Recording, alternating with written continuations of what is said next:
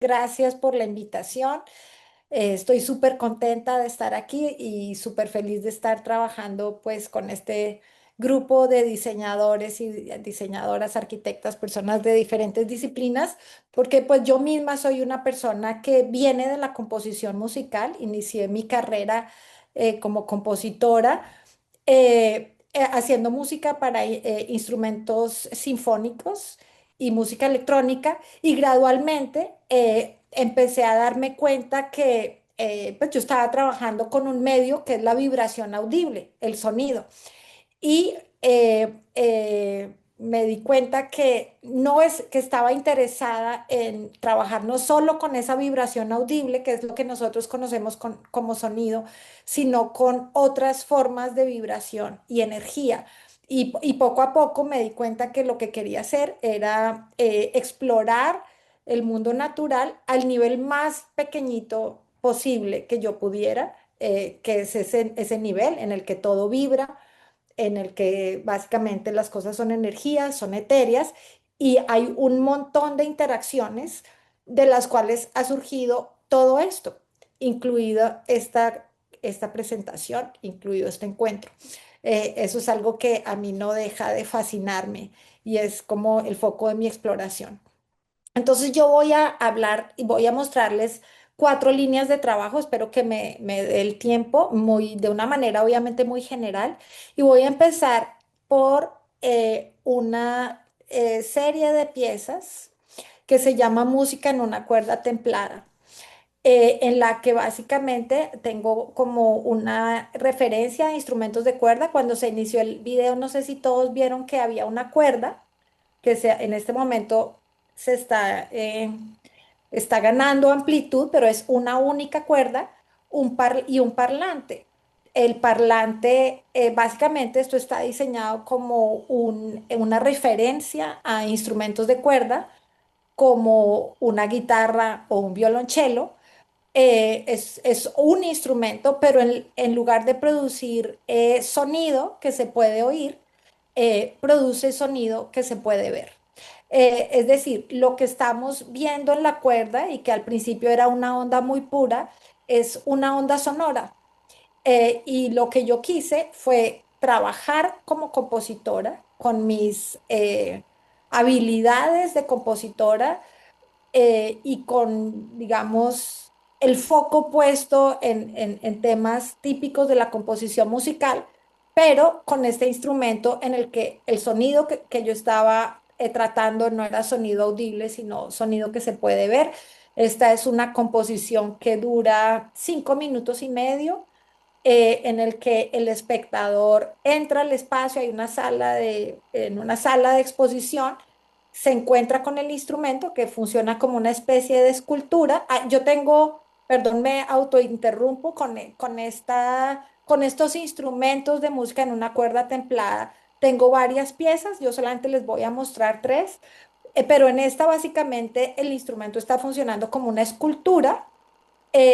Y como les digo, pues el público entra al espacio y encuentra este objeto, en el que lo que nosotros vemos en la cuerda es efectivamente, ahí se va a repetir el video, es efectivamente la onda sonora, pero eso sí está pasando. Es decir, la manifestación es análoga, pero para poder yo desarrollar esta pieza tuve que utilizar herramientas digitales, hacer un código de computador en el que yo estoy manipulando las propiedades de la onda sonora. Esta fue la primera pieza que hice en el año 2015, en esta línea de investigación. Luego, como este material era un material básicamente que se podía ver, dije, ok, pues entonces lo que voy a hacer es incorporar luz. Y la siguiente pieza es el mismo instrumento, pero la onda sonora está interactuando con ondas de luz. Aquí hay un pequeño ejemplo de esto. O sea, la forma que se ve es la onda sonora, pero los colores que se ve es la onda sonora difractando un rayo de luz. Esta es una pieza que dura 16 minutos. Obviamente aquí estamos viendo tan solo un ejemplo, pero por ejemplo aquí se ve el comienzo de la pieza en el que yo solamente tengo una frecuencia de luz que nosotros percibimos como verde, si vamos a hablar en términos de color, y a lo largo de la pieza voy incorporando nuevas frecuencias y frecuencias de luz, que aquí pues ya se ve que estamos con varios tonos de azul y verdes, hasta llegar a un momento en el que el rayo de luz contiene todas las posibles frecuencias del espectro de luz, y cuando uno ve un infinito de colores, o sea, todo el infinito, como que muestra ese infinito del mundo natural, en la cuerda, difractado por la cuerda. Se ven como líneas en el que el movimiento de la cuerda difracta ese rayo de luz que a la vez se proyecta en la pared. Es decir, lo que hay en la pared, lo que hay ahí en el fondo, es el rayo completo, y lo que se ve en la cuerda es el rayo difractado. De nuevo, lo que estamos viendo aquí en la cuerda es algo que sucede en el espacio físico. Yo no estoy utilizando una proyección, no estoy utilizando simulaciones digitales, es algo que es totalmente análogo, pero para poder yo desarrollar la pieza y para poder encontrar todas estas interacciones, tuve que apoyarme en herramientas digitales, tener un código, hacer toda la experimentación en el código. Y la última pieza que les voy a mostrar, tengo varias piezas de esta serie, se va a presentar, estoy viajando pasado mañana a México a una exposición individual. Básicamente tengo los instrumentos como si fuera un quinteto, o a veces un trío, como un ensamble de música en la que las esculturas, aquí es el comienzo de la pieza, no se ve la onda sonora porque está muy oscura, pero la onda sonora es lo que permite que la luz se refleje, en la que hay una misma pieza, o sea, cada una de estas tres líneas es una de las esculturas, y nuevamente, de una manera diferente, estoy haciendo que esa onda sonora interactúe con unas ondas de luz que yo voy manipulando, pero las tres esculturas, en lugar de ser esculturas que uno llega a una sala de exposición y ve tres esculturas diferentes, están comportándose como un ensamble musical. Es decir, todas las esculturas que estén en la sala, en este caso van a ser tres, a veces han sido cinco, se comportan como una unidad, están interactuando, a veces se sincronizan entre ellas, a veces se sincronizan en grupo. Entonces, pues también me pareció interesante mostrarles este ejemplo porque digamos que es otra manera de relacionar los diferentes elementos, las diferentes esculturas que hay en un mismo espacio. Entonces, esta es la serie que se llama Música en una cuerda templada. Luego voy a pasar a una serie que se llama Cuerpos Resonantes, donde les voy a mostrar piezas para platillos, aunque también tengo piezas para otros instrumentos. Esta serie de obras parte de la premisa de que todo en el mundo natural vibra, absolutamente todo, a un nivel minúsculo, es dinámico, es activo. En este momento donde ustedes están, aquí donde yo estoy, absolutamente todo está vibrando. Hay una vitalidad en absolutamente todo, incluso en lo que creemos que es rígido, en la pasta del computador, en la mesa, en el piso. Hay un montón de átomos, partículas interactuando, y si nosotros nos fuéramos del espacio y volviéramos dentro de 10 años o dentro de 100 años, todo estaría totalmente transformado porque hay una actividad constante, imperceptible, eh, que es constante, y que hay un montón de interacciones que suceden, que hacen que el mundo natural esté en constante transformación. Ese es como el centro de mi exploración. La primera pieza que les voy a mostrar se llama Microcosmos. Básicamente, en el centro de la sala de exposición, porque yo trabajo más que todo en salas de exposición, hay un platillo. Yo le mando energía, le mando un voltaje al platillo para que vibre naturalmente. Cuando el platillo vibra, sus vibraciones naturales se amplifican, entonces uno empieza a ver que él se mueve y uno empieza a oír esas vibraciones. Con esas vibraciones naturales del platillo, no nada que yo le pongo el platillo, sino lo que existe al interior del platillo, yo compongo una pieza que se repite cada 8 minutos. Voy a ponerles un pequeño ejemplo. Y pues aprovecho para contarles que esta pieza la acabo de adquirir, estoy muy contenta, la colección del Banco de la República. Voy a poner un pequeño ejemplo porque suena fuerte y ya después pasaré a la siguiente pieza.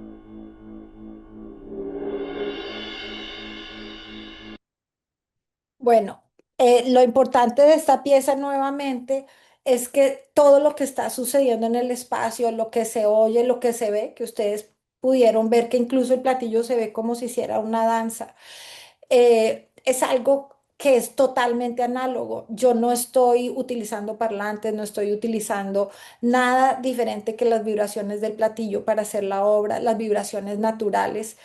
Pero nuevamente lo importante, y creo que lo importante para esta clase, es que definitivamente creo que no hubiera podido desarrollar la pieza, no hubiera podido conocer los modos de vibración del platillo, no hubiera podido desarrollar. Esta es una pieza de 8 minutos, o sea, solamente les mostré un fragmento, la que pasa por muchos momentos al principio es una vibración muy pura y yo no hubiera podido desarrollar eso sin herramientas digitales o a lo mejor lo hubiera podido hacer, no estoy segura, pero con mucha dificultad. Esta es una siguiente pieza para platillo que yo hice. eh, es una pieza que se presentó en el 2021 en la exposición individual que tuve en el Museo de Arte Moderno de Bogotá. Y básicamente aquí en el centro del espacio, en la foto que ven, hay un platillo. Esta es una sala de unos 100 metros cuadrados en el museo. Está el platillo en el centro. Nuevamente le mando un voltaje para excitarlo, para que se activen sus vibraciones naturales.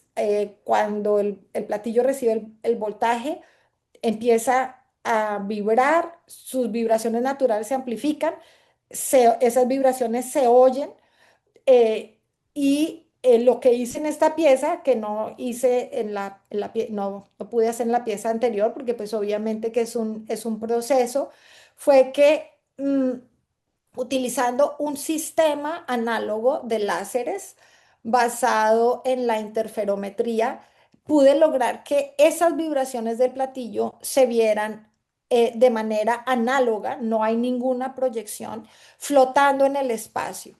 Digamos, la onda más grande que se ve en el espacio, en esa exposición del Mambo, era de 4 por 4 metros cuadrados y las más cercanas al platillo eran de alrededor unos 15 por 15 centímetros, 30 por 30 centímetros, pero había como una profundidad del espacio, o sea, el platillo irradiaba estas vibraciones y el público caminaba o camina cuando se monta la obra en medio de este entorno vibracional. Yo pude hacer esta obra porque fui financiada por el gobierno suizo por 2 años. Pude ir al CERN, que es el Instituto del Laboratorio de Física de Partículas, y allá me explicaron cómo funcionaban los grandes interferómetros que se utilizan para observar y para medir la vibración.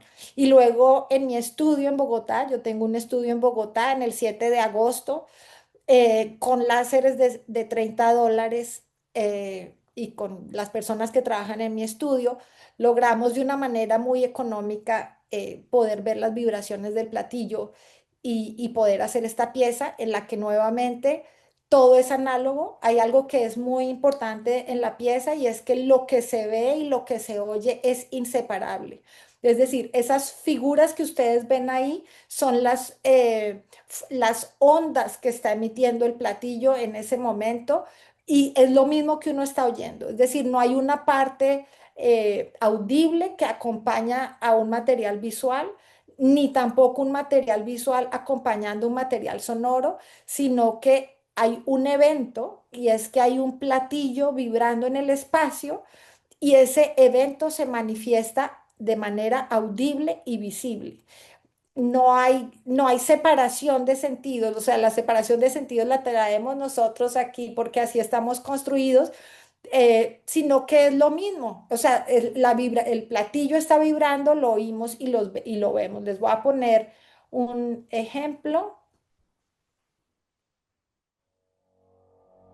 y aquí me van a tener que perdonar porque documentar esta pieza fue un dolor de cabeza. El video es muy difícil de capturar porque es un material muy etéreo en condiciones de oscuridad muy altas. Eh,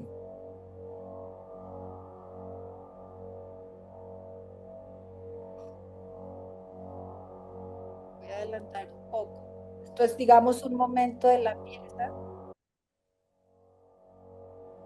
Ah, porque volvió a empezar.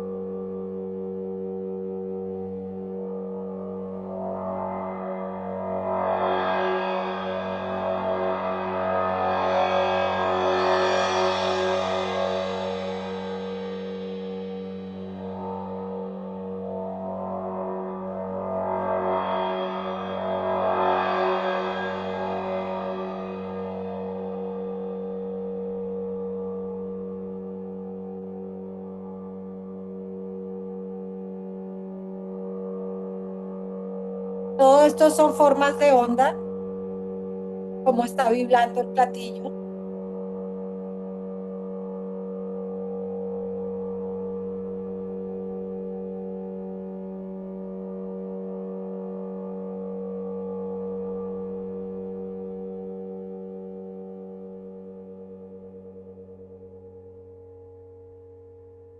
Y esto es cuando el platillo está vibrando de la manera más pura. Es el momento de mayor pureza que se ve como un círculo, que es el comienzo y el fin de la obra.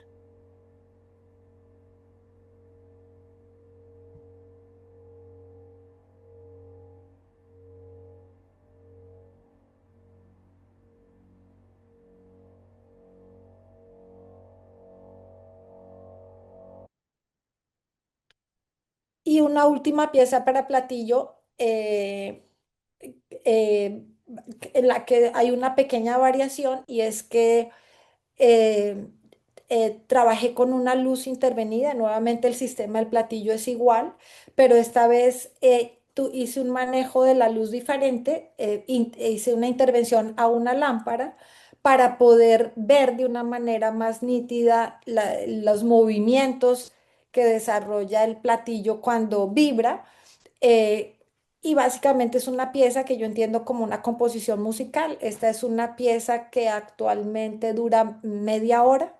Es una composición de media hora, en la que yo estoy componiendo no solamente el sonido que emite el platillo, sino también el movimiento que está haciendo el platillo. Es como una especie de danza en la que tanto en su movimiento como en cómo se oye el platillo pasa por muchos momentos.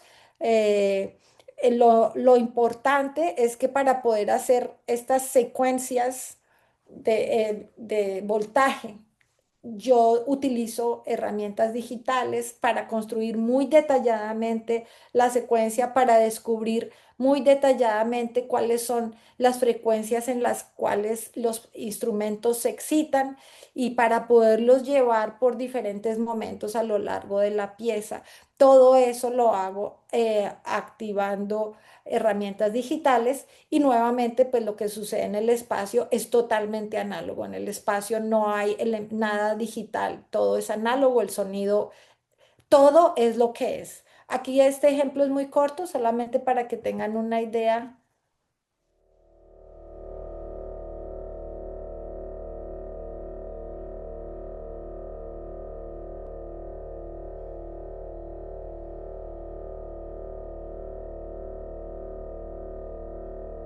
Estamos en un desacelerando muy largo, pero esta pieza pasa por muchísimos momentos.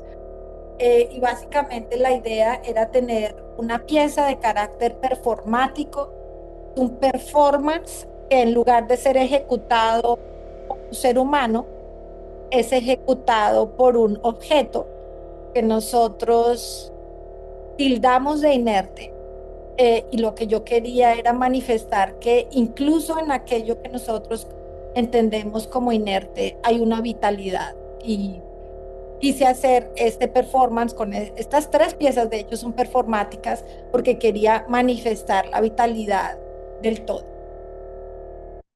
Ahora voy a pasar a otra serie de piezas que es otra línea de investigación que se llama Campos Delirantes, en la que estoy trabajando sobre la relación entre como ese universo imperceptible, esas fuerzas imperceptibles que constituyen y gobiernan absolutamente todo y nuestro entorno físico, en el que sí podemos percibir cosas. Entonces, aquí en la foto se ve una bobina y un embobinado de cobre. Por ese cablecito súper delgado yo estoy mandando un voltaje con un código probabilístico que activa cuando se prende y se apaga el voltaje. Cuando la bobina recibe el voltaje, emite un campo electromagnético que no se puede ver alrededor de la bobina. Y nada de eso se puede ver, es decir, el campo es algo que nunca podremos ver ni oír, pero sabemos que está ahí, y sentimos su presencia porque interactúa con este elemento tangible que es esta esfera. Ya pongo el video para que tengan un ejemplo.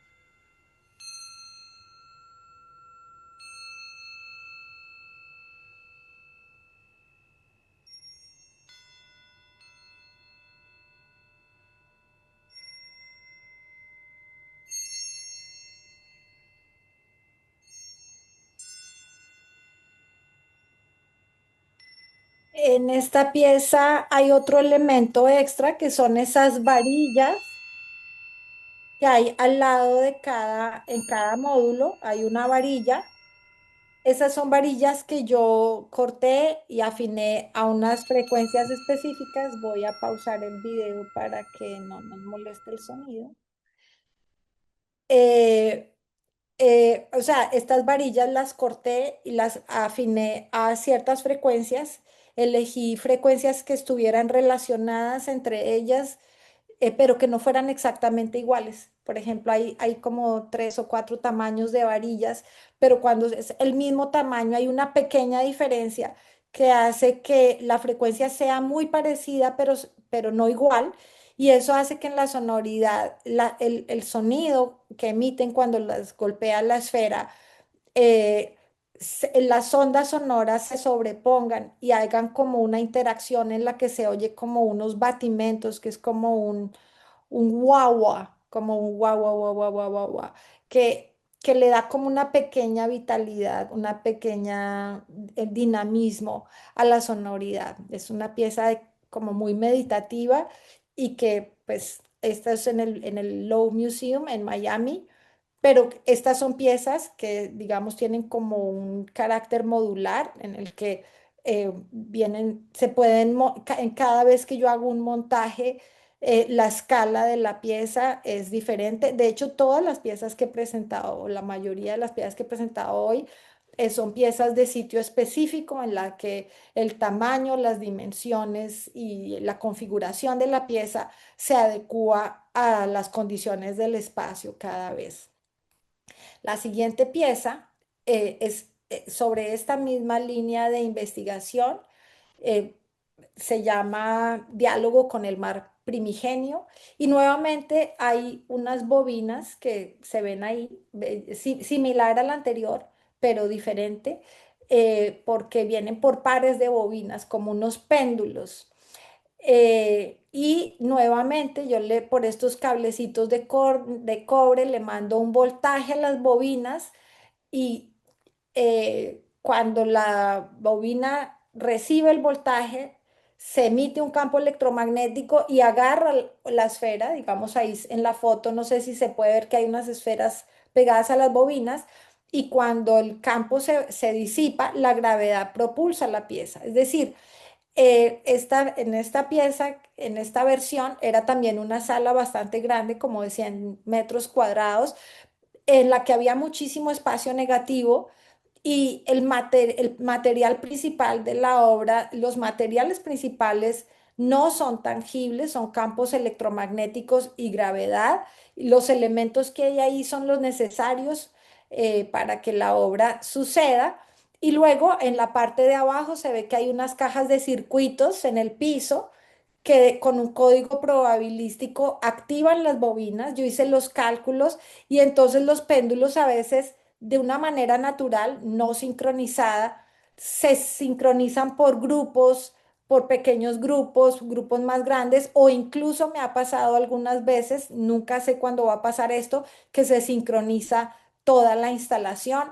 De nuevo, esto es de manera probabilística, es algo que yo no estoy controlando al detalle y que es más como un resultado de las condiciones. En estas piezas yo quise más establecer condiciones de las cuales surgiera una obra en lugar de estar regulando absolutamente todo.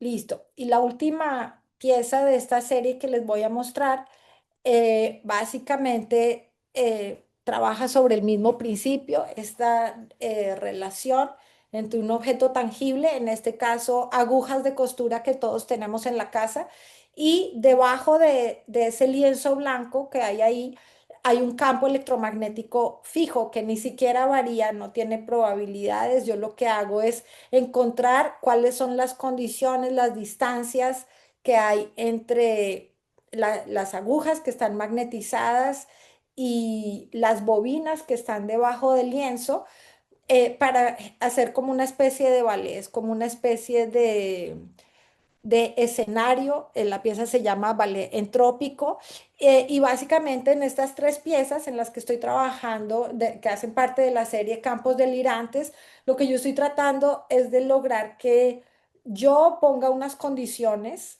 y a partir de esas condiciones la pieza surja y se autogenere todo el tiempo. Todo es aleatorio, pero hay una organización subyacente que está dada por las condiciones que yo pongo, las condiciones del sistema, que es básicamente como suceden las cosas en el mundo natural. Es decir, en el mundo natural hay una cantidad de hechos aleatorios, hay unas leyes, hay unas condiciones. Y de eso ha surgido organización, han surgido los planetas, hemos surgido nosotros, los animales, las plantas, las estrellas. Entonces, como que ese principio de cómo se organizan las cosas en en el mundo natural, esta relación entre el azar y la organización, es algo que también quería explorar en en estas piezas de la serie de Campos Delirantes, además de esta relación tangible-intangible.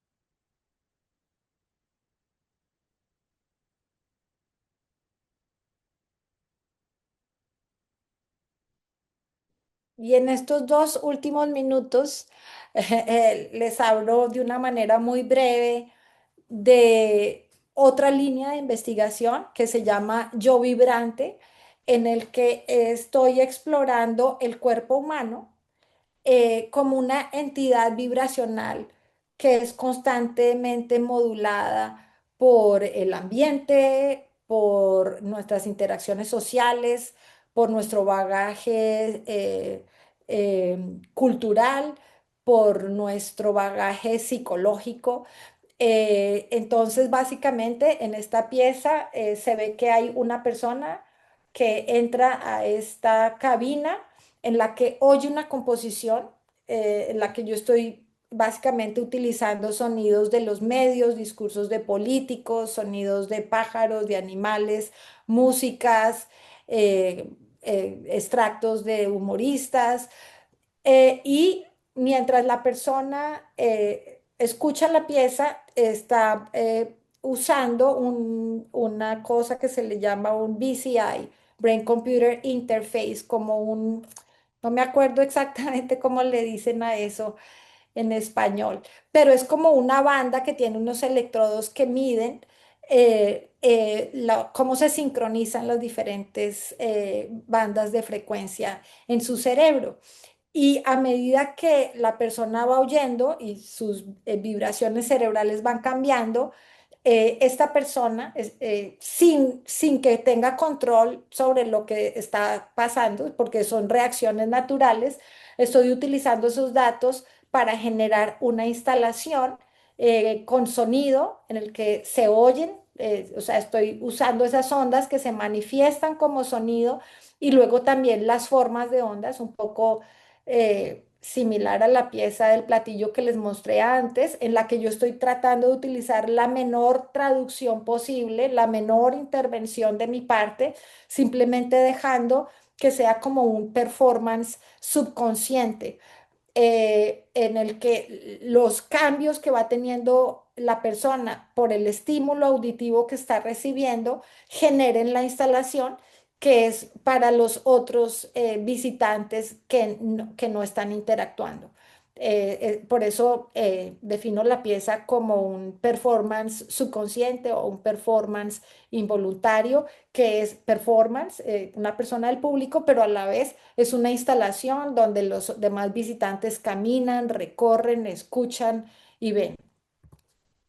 Este es un pequeño ejemplo. No tengo una documentación de la pieza, pero pues para que se entienda un poco de qué va.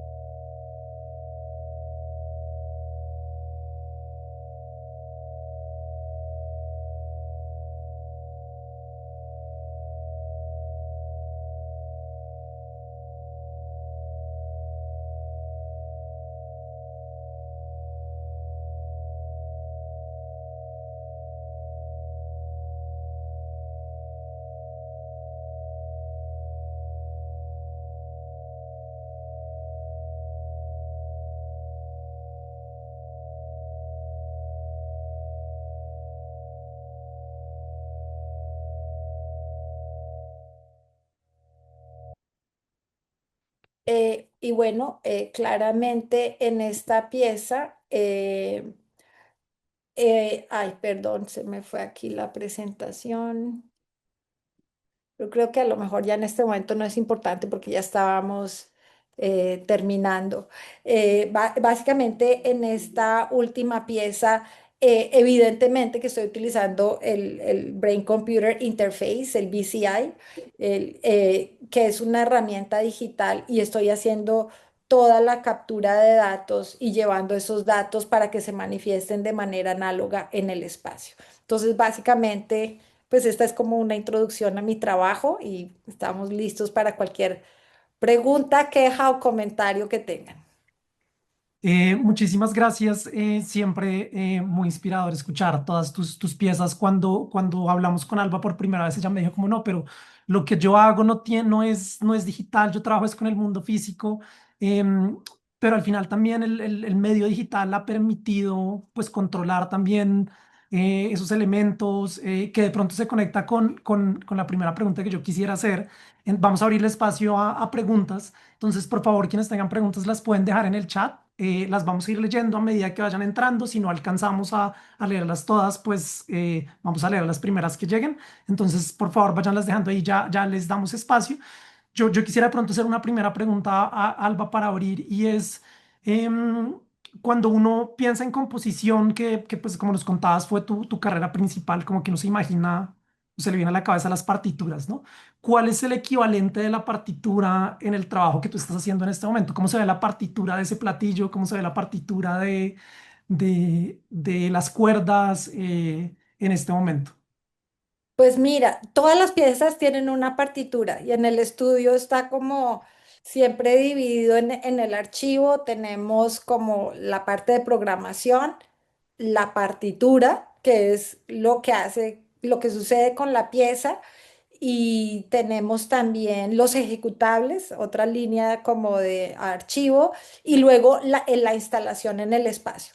Pero la partitura, para el caso de las piezas que tienen una duración, es una partitura que casi parecería tradicional porque tiene compases, tiene cuánto dura cada compás. Yo siempre hablo del compás no sé qué, además la parte A, la parte B, como haría un compositor cuando tiene una obra de una escala más grande.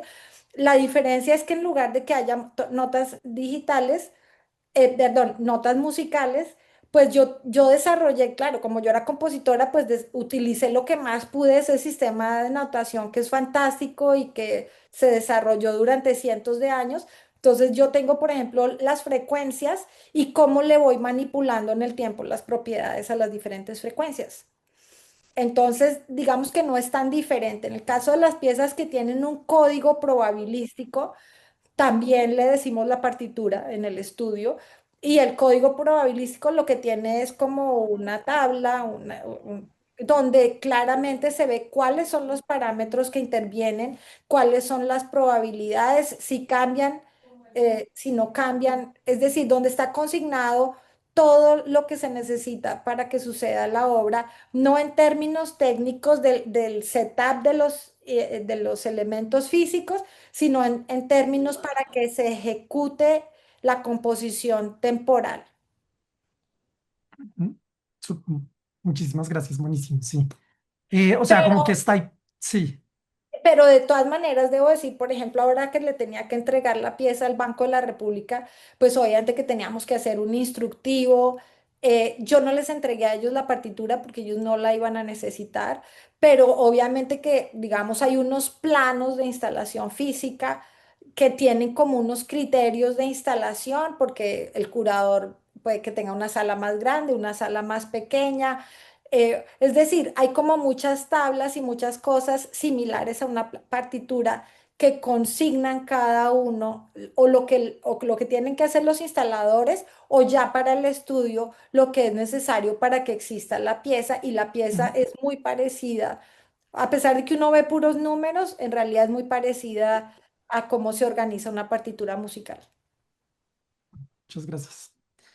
Carlos Hurtado pregunta, ¿qué tan importantes son los valores artesanales para ti y sobre todo el aspecto técnico y tecnológico de tus piezas? ¿Cuál viene siendo tu rol directo ya en el desarrollo de estas? Supongo que es la pregunta de Carlos.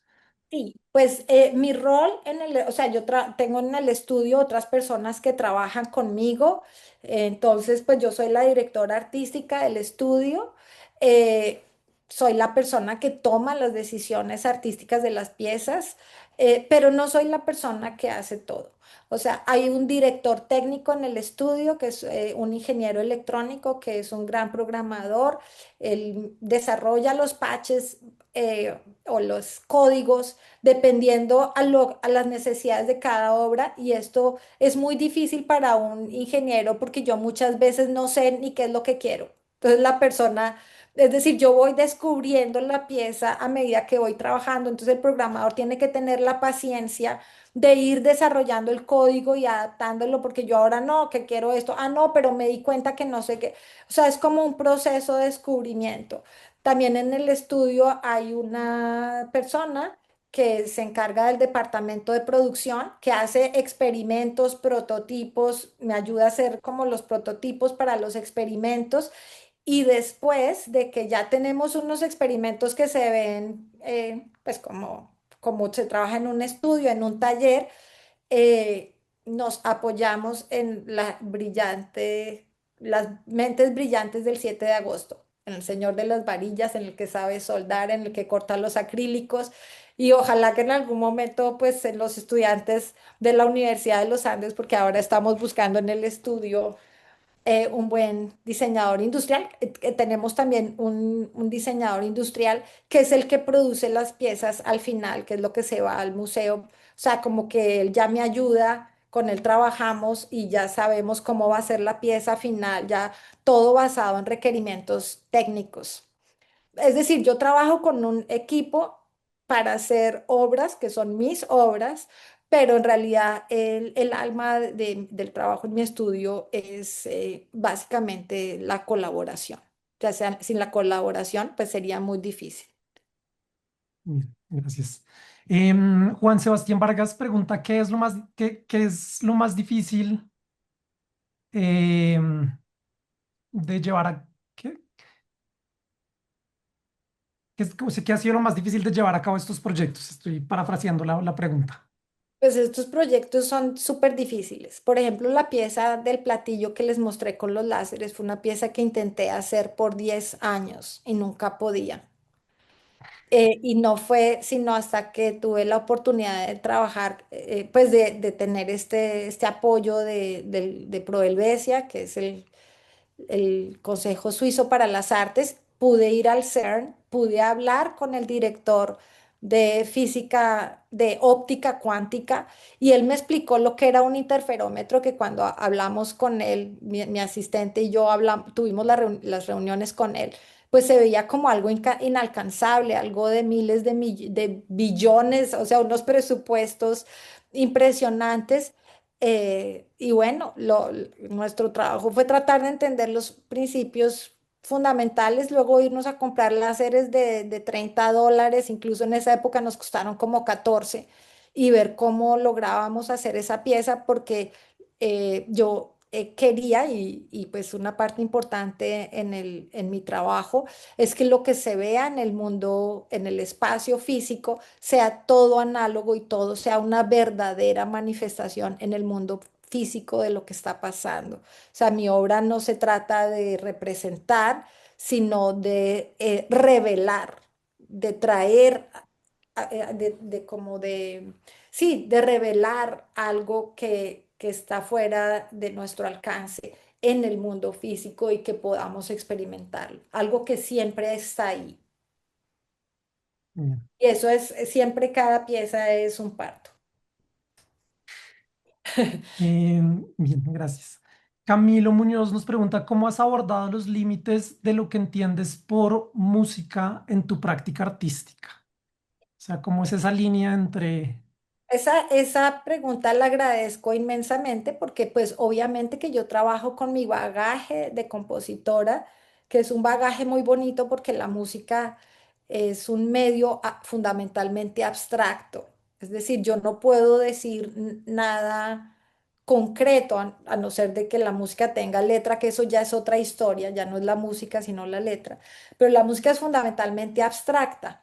Entonces, yo trabajo como compositora en el tiempo, incluso en el espacio, como que lo que hago es trasladar mis principios de composición musical al tratamiento del espacio, pero el tema de los límites es muy importante para mí porque para mí es muy importante no respetar los límites. Es decir, yo estoy tratando de no marcar límites, sino de hacer todo lo contrario, y es presentar la vida, el universo, el mundo natural como una unidad. Es decir, nosotros hemos tenido que subdividir nuestra existencia en departamentos para poderla entender, para poder estudiar, para que uno vaya a la clase de diseño, el otro vaya a la clase de composición, el cardiólogo pueda estudiar el corazón, pero en realidad las cosas no son algo aislado que existen, o sea, toca aislarlas para que nosotros podamos profundizar en esa comprensión por la naturaleza de nuestra capacidad de comprensión, pero en realidad el universo es amplio, los límites son borrosos, es más como algo unificado, y yo definitivamente trabajo desde una aproximación holística. Buenísimo, súper, súper, o sea, totalmente de acuerdo y también, pues muchas gracias también por esa aproximación. Lina, finalmente también, antes de que yo vuelva a hacer otra pregunta para ir cerrando, nos pregunta cuáles fueron algunas de las reflexiones finales de los experimentos del mundo etéreo y las relaciones con las vibraciones contigo. ¿Y cuál es la importancia de la autoridad para ti? Son dos preguntas que están ahí. Bueno, las reflexiones finales son muchas. Sin embargo, yo debo decir que como que mi trabajo me ha ido mostrando, o sea, lo bonito de ser artista es que cada vez que uno hace una obra, la obra le muestra a uno algo. Pero a veces cuando la obra le muestra a uno eso, uno sabe que ha visto algo, es como meditar, pero uno no lo puede poner en palabras también. Entonces, yo tengo unas preguntas que tienen que ver acerca de en qué consiste todo eso, de qué se trata todo esto, y no necesariamente tengo respuestas concretas. No necesariamente tengo respuestas, tengo intuiciones de respuestas concretas, pero no tengo algo concreto como si fuera un ejercicio científico. O sea, entonces creo que el hecho de no tener respuestas concretas no quiere decir que yo no siga viendo el valor de la pregunta. Es decir, son preguntas acerca de la naturaleza de todo esto que probablemente no las puedo resolver con palabras, pero que estoy ofreciendo una vivencia que nos puede dar les estoy ofreciendo al público y para mí y para todos una experiencia que nos permite conectar Y yo creo que en esa vivencia que es abstracta hay respuestas. Lo que pasa es que no se trata solo de una conceptualización, de una comprensión racional, sino como de una serie de, como una especie de conocimiento vivencial. Yo sé que a lo mejor lo que estoy diciendo es muy abstracto, pero por eso es importante ir a la sala, por eso es importante oír a Bach, por eso es importante pasar tiempo con las obras, porque ahí Bien, están muchas respuestas. Lo que pasa es que no bien, necesariamente todo lo podemos decir. gracias. Yo tengo una última pregunta, de pronto desde un lado más práctico, pero ¿qué implica vivir profesionalmente de esto? ¿Cuál ha sido el camino de pronto de Alba particular que le permite en 2026 tener este estudio con este equipo de trabajo? ¿Cómo ha sido de pronto ese llegar ahí y pues vivir profesionalmente de esto? Pues obviamente que no es fácil, todos sabemos que no es fácil ser artista.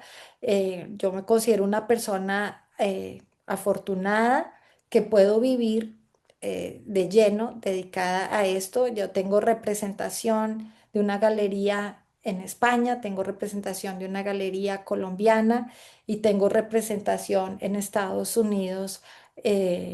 De una agencia que gestiona los proyectos institucionales, pero llegar a esto ha sido el resultado de una decisión muy firme de que voy a hacer esto, creer profundamente en lo que voy a hacer, porque si hubiera querido encontrar una respuesta rápido, probablemente no podría haber avanzado a donde estoy ahora. Es decir, obviamente que esto ha implicado unos sacrificios con una convicción. Bien. Alba, de nuevo, muchísimas gracias. Súper agradecido la generosidad de tu presentación, el detalle con el que nos contaste el proceso de las piezas, también las respuestas a las preguntas que nos están haciendo. Pues sí, o sea, como que me quedo corto de palabras porque, pues de verdad, para mí también personalmente, como te contaba, pues es muy importante que pudieras haber estado aquí también contándonos de tu trabajo. Entonces, nada, no sé si tengas alguna última recomendación para estas futuras diseñadoras, diseñadores. Y con eso ya nos despedimos. Bueno, no, primero que todo, darte las gracias por invitarme. He estado feliz de estar acá. Muchas gracias a todas las personas que han estado aquí por escucharme, por asistir, por interesarse. Y pues lo que me dices, un último consejo, probablemente no soy buena dando consejos, pero probablemente si fuera a dar uno, es que por favor tengan confianza, crean, tengan confianza en esa intuición, en lo que les está diciendo, ahí hay algo importante. Súper, muchísimas gracias, Alba. Bueno, Que estés muy bien, muchas gracias. Aire, muchas gracias. Encantada de participar.